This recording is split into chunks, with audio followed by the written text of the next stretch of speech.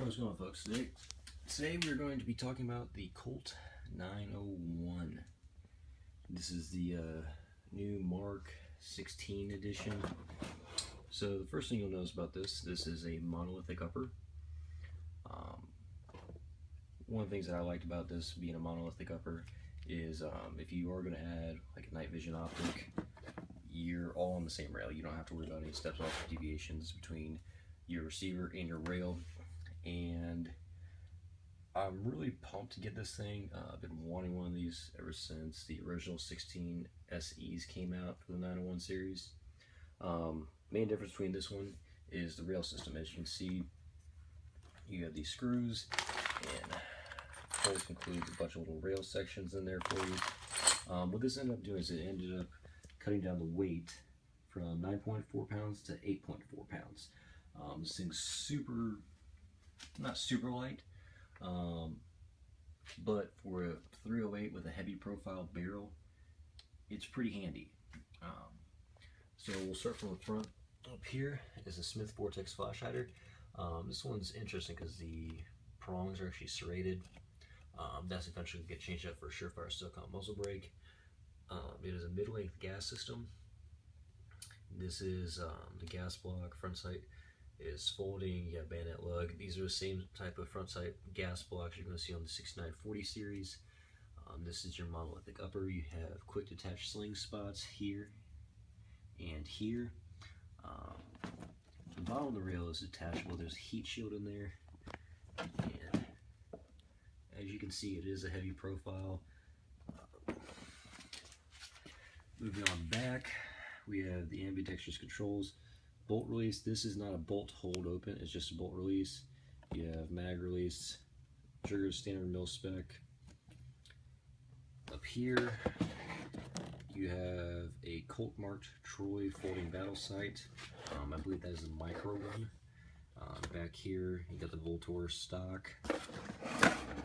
We'll look at more at those. So if you are a lefty, mag release, standard bolt release. I don't think you'd be able to run a bad lever because I feel like this would get in the way. Also, I don't think the dimensions are going to work out properly.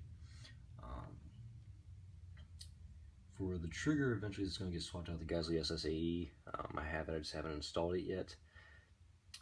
The trigger pins are larger on the 901, so you're not going to be able to run KNS pins. Just normal selector switch, nothing ambi. Now, one of the things that was first, got everyone crazy about the 901 is you'll notice right here on the takedown pin, it's a little bit weird.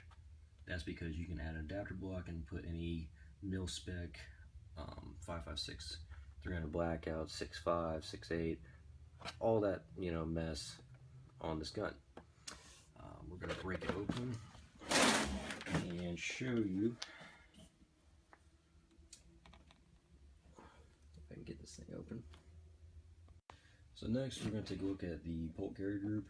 As you see on the left 3/8 now, it is the same profile as a normal bolt carrier group, but up front is much beefier.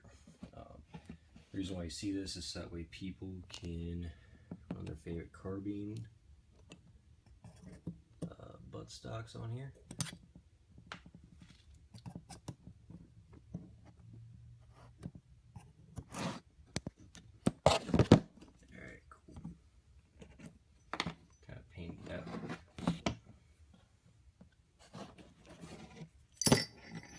What's interesting is firing pin has a spring on it, and it doesn't look like your standard AR firing pin. As with a lot of these new 308s that you're seeing come to market, obviously your cam's bigger.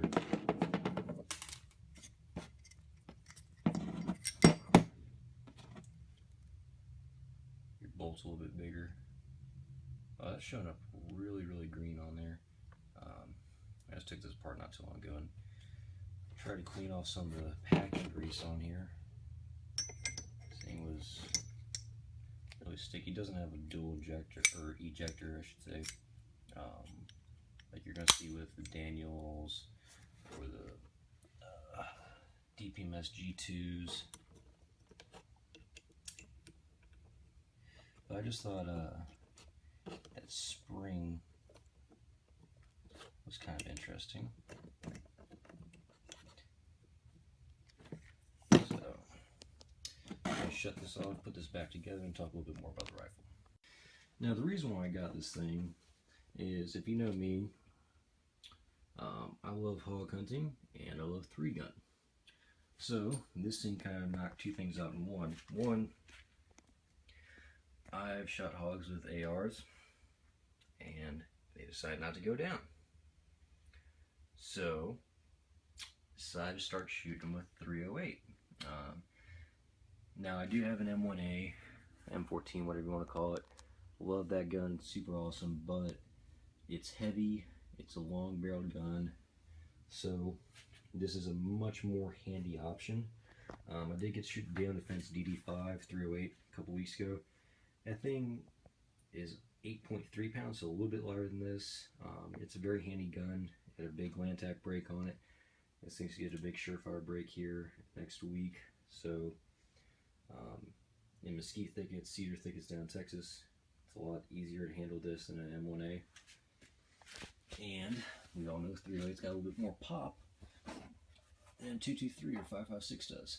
One of the cool things was this gun was, you know, the first gun to accept 308 PMAX. Let's see, 7251. So you get one of these in there, you get some sling swivels, some rail sections, pamphlet, all that good stuff. But it does not come with the the adapter block anymore. When these things first came out, they retailed for like $2,500. There were some people that really wanted the ability to run whatever upper on top of it. Me, I didn't really care. I just wanted a 308. Yeah, if I had the adapter, that'd be cool. But really, I just wanted the 16-inch monolithic 308. This is also a more affordable option to the LMT MWS. MSRP on this is $19.99. I picked this up for $1,900, so not crazy steal, but you know, it's an AR-10 platform for under $2 grand, so I'm pretty happy with it. Going to fire it up at the range tomorrow, and I'll get some footage of that. As far as optic,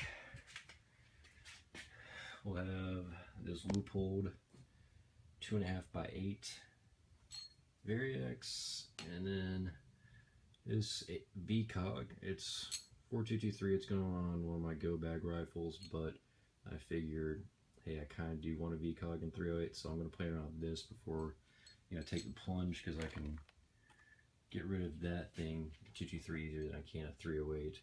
But I'm going to shoot some Horny 155 grain ballistic hollow points, 168 Federal